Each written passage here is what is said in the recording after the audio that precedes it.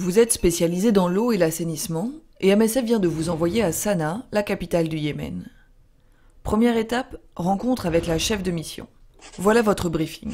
On vient de signaler l'apparition de cas suspects de choléra dans une ville du gouvernorat d'Amran. Vous devez mettre en place un centre de traitement du choléra, ou CTC, de 50 lits. Une fois sur place, vous aurez 3 jours devant vous avant l'ouverture du centre.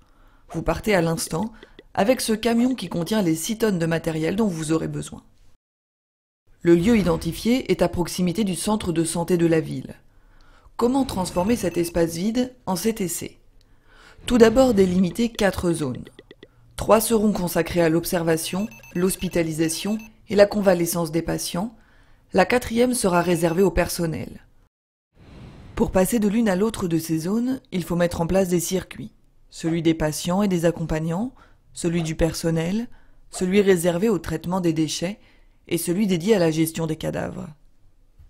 L'entrée et la sortie se font via la zone de désinfection. On trouve ici un garde chargé de pulvériser de l'eau chlorée sur les semelles de toute personne qui passe. Prévoyez un seau d'eau chlorée, cette personne doit aussi se nettoyer les mains.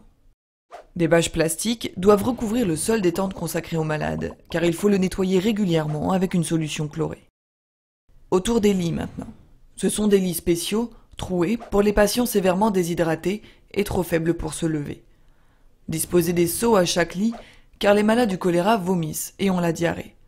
À côté, il doit aussi y avoir de quoi accrocher une perfusion de solution saline.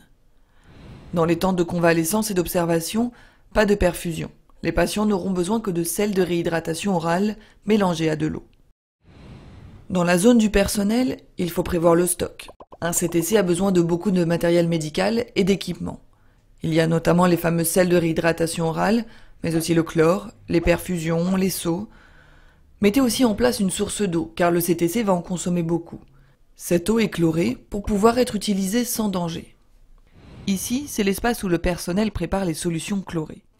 En fonction de l'utilisation, nettoyage des sols, des pieds, des mains ou gestion des cadavres, l'eau est mélangée à une certaine dose de chlore et répartie en différents points du centre. Enfin, il vous faudra installer des latrines et des points de lavage des mains qui aident à prévenir la propagation du choléra. Car votre objectif est double. Ce centre doit à la fois permettre de soigner les malades et de contenir l'épidémie. Et ce n'est pas tout. Vos équipes iront également sillonner les environs pour traiter les sources d'eau, faire de la sensibilisation, mettre en place des mesures d'hygiène chez les gens ou dans les lieux publics.